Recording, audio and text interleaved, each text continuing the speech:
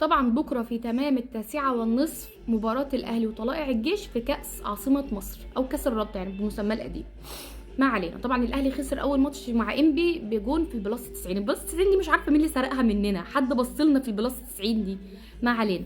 المهم كولر قرر بكره ان الماتش هيبقى بناشئين 2005 بالدوري بتاع 2005، هم اللي هيشاركوا في الماتش ده، بس هيخلي علي معلول وسمير محمد تقريبا المهاجم ومصطفى مخلوف الحارس بتاعنا، هم دول بس اللي هيبقوا موجودين في الماتش بكره. ده الاخبار اللي بتتقال لحد دلوقتي.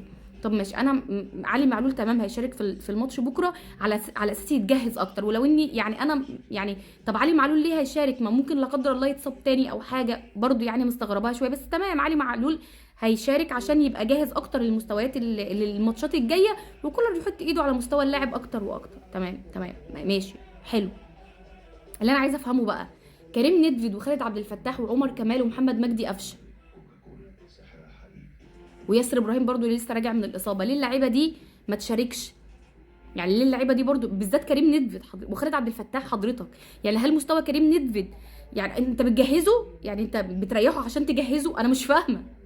انا عايزه افهم كريم ندفد ليه ما يشاركش؟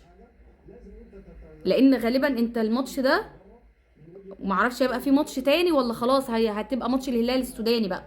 يعني خلاص الماتش ده هتلعب الهلال السوداني يوم 1/4 او 2/4 تقريبا. تمام، ده خلاص اخر ماتش. طب ليه اللعيبه دي ما تجهزش؟ تعتبر نفسك بتلعب ماتش ودي، يعتبر نفسك بتلعب ماتش ودي. احنا عارفين البطوله دي مش مهم، هي مش فارقه معانا كده كده، بس اشمعنى علي معلول؟ اشمعنى علي معلول يا كولر؟ اشمعنى علي معلول هو اللي انت هتزود بيه بكره السكواد بتاعك، او هتدعم بيه بكره السكواد؟ طب ليه باقي اللعيبه دي ما تشاركش؟ انت راضي عن مستوى قفشه؟ راضي عن مستوى كريم ندفد؟ راضي عن مستوى خالد عبد الفتاح؟ راضي عن مستوى عمر كمال؟ ياسر ابراهيم؟ اللعيبه دي انت راضي عن مستواها؟ يعني مش شايف ان هم محتاجين يبداوا الماتش بتاع بكره ده عشان يطوروا من مستواهم شويه؟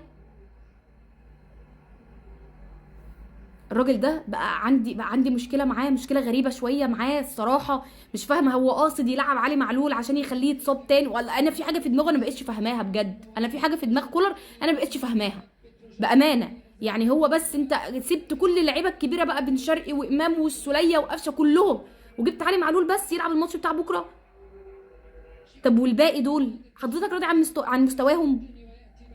انا اتمنى ان الكلام ده يطلع كله غلط، والاقي بكره من ضمن يعني ان يكون في 3 4 لعيبه ماشي من الناشئين او من مواليد 2005، والاقي معاهم 4 5 لعيبه من اللعيبه الكبيره، لان اللعيبه دي مستواها في ماتش انبي كان مستوى زي الزفت، ما يأهلهمش اصلا ان هم يلعبوا في النادي الاهلي. مش بس انت بتريحهم عشان خاطر الماتشات الجايه.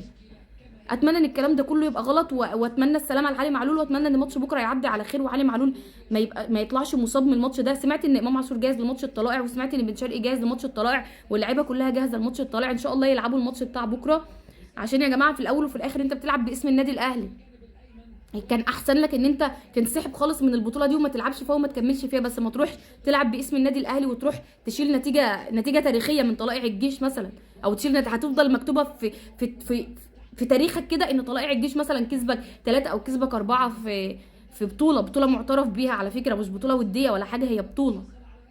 فحاجه في منتهى حرقه الدم اللي في الدنيا. اتمنى ان الكلام ده كله يطلع مش صحيح، واتمنى ان انا الاقي اللعيبه اللي انا ذكرت اساميهم دول بيلعبوا الماتش بكره عادي جدا، واتمنى ان احنا نشوف مستواهم احسن من ماتش انبي. اتمنى.